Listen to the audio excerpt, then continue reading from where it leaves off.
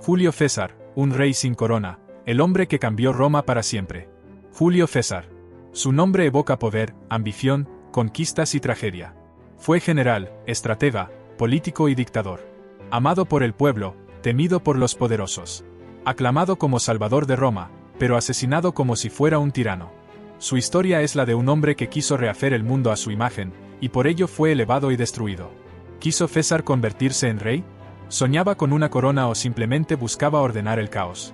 Sea cual sea la respuesta, su ascenso al poder y su dramático final marcaron el fin de la República Romana y el inicio del imperio. La gloria de un general, los triunfos de César. En el año 46 a.C., Julio César celebró en Roma un acontecimiento sin precedentes, 4 triunfos militares en menos de 2 semanas.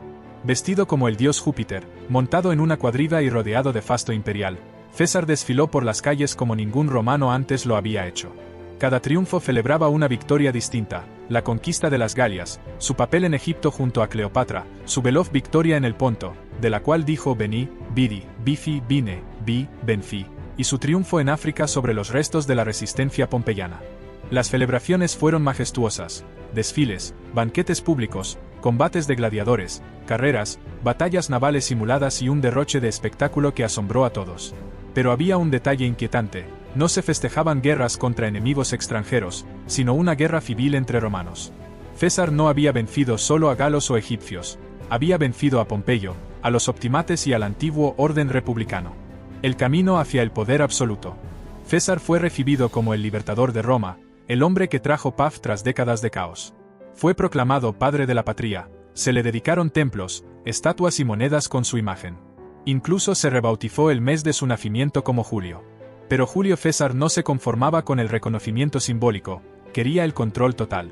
Durante siglos, Roma había sido una república gobernada por magistrados electos, 2 cónsules anuales, el Senado y las asambleas del pueblo.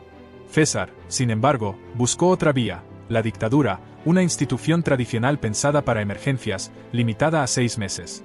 Él la transformó en una magistratura casi permanente. Ya Sila, décadas antes, había dado un primer paso al ser nombrado dictador sin límite de tiempo.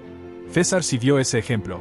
En 49 a.C. fue nombrado dictador, y más tarde se le concedió el cargo por 10 años, e incluso de forma vitalicia en 44 a.C.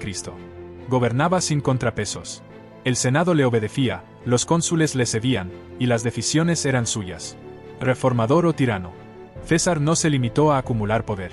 Impulsó una serie de reformas profundas para modernizar Roma, fundó colonias, distribuyó tierras a veteranos, amplió la ciudadanía, reorganizó el calendario, creando el calendario juliano que usamos hoy, reformó el Senado, reguló la moral pública, e impulsó la construcción de obras públicas. Muchos veían en estas acciones el intento sincero de rescatar a la República del colapso.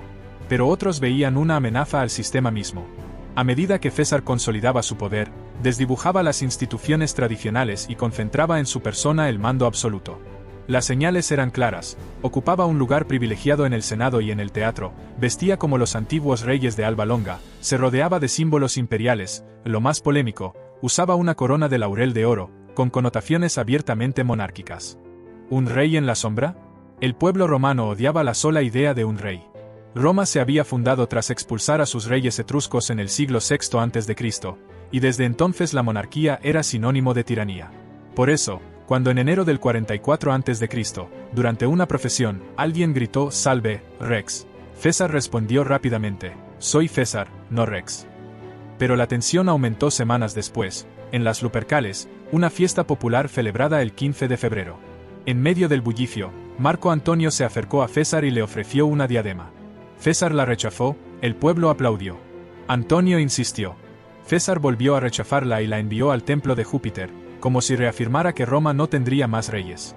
¿Fue una provocación? ¿Un ensayo para ver cómo reaccionaba el pueblo? ¿Una maniobra populista? Nadie lo sabe con certeza. Pero muchos senadores lo interpretaron como una declaración de intenciones. César quería el trono, y lo tomaría tarde o temprano. La conspiración y la muerte.